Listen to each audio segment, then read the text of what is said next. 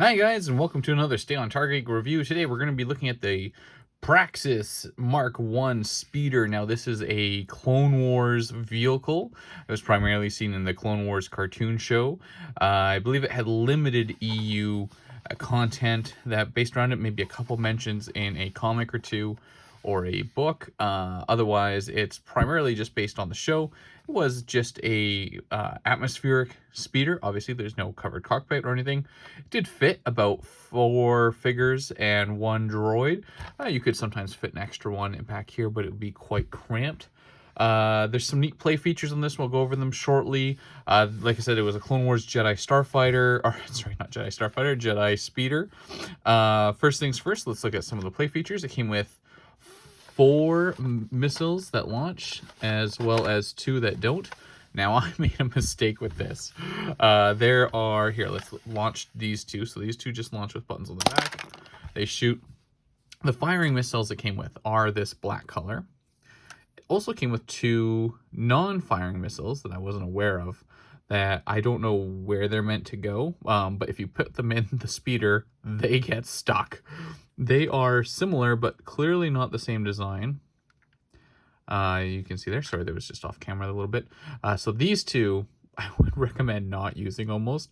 These 2 are great, or these 4, I believe are great. I don't know where my other black one is, but you can see I put the white one in here. I can't get it out now. The button to fire it doesn't fire anything.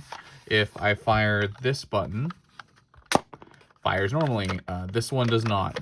These are meant to go somewhere else. I can't get it out now. It is fully stuck in there. I've used pliers, tweezers, tried to get it out with a few different things.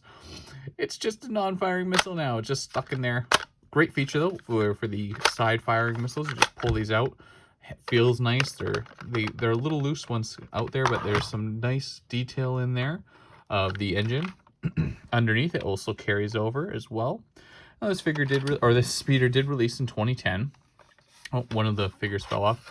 Now the figures are held in place with pegs. You can see there with Commander Wolf being held in there nicely.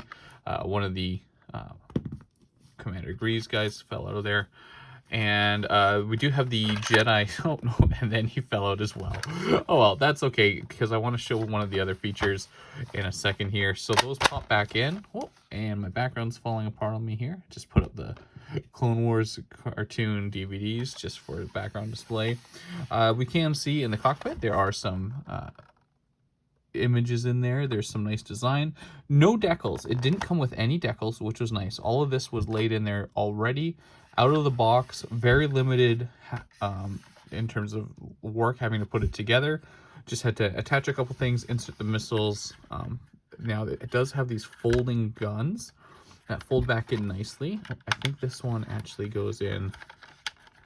Let's see, now there's that one was going first, and then this one, and then it clicks shut, and so you could have it like that without the extra firepower there. Just more of like a peacetime one.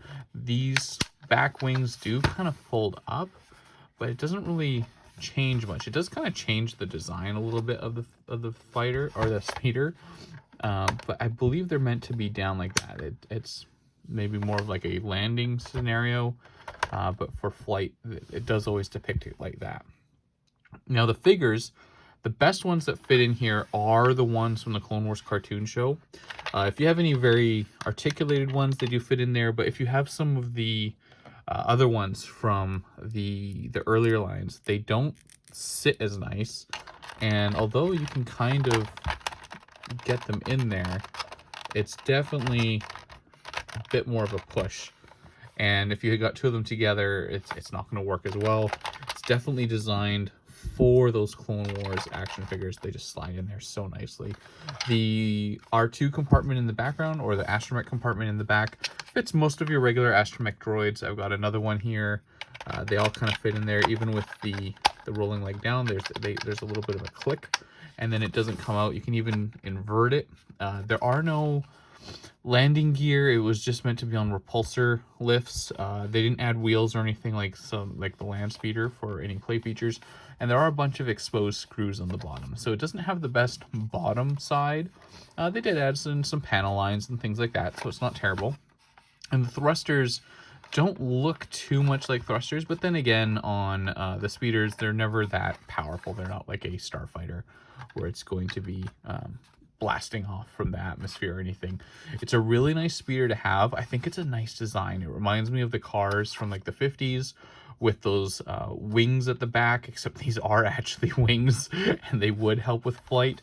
I do like that it has that firepower capability, so it can be a fighting vessel, but also looks really good in diorama as a peacetime vessel as well, just flying along. Maybe put some different people in there if you're doing like a Jedi scene. I wouldn't necessarily have clone troopers flying this one. I just put them in because they fit nicely in there. It does sit nicely, so as if you have figures on the side, they stand nicely above it, just as you would expect them to over a car or something like that. All in all, great vehicle. Some nice images of the Jedi logo there. Yeah, I'd say this is a win. Pick this up if you want a nice speeder to add to your collection, especially one that could be used for civilians and things like that, that doesn't necessarily have blasters coming off of it. You can even remove the missiles here, and then it just looks like a nice flying speeder for anyone that you'd like to have in there. Anyway, thanks for watching. Hope you had a great time. Please like and subscribe. Otherwise, have a great day.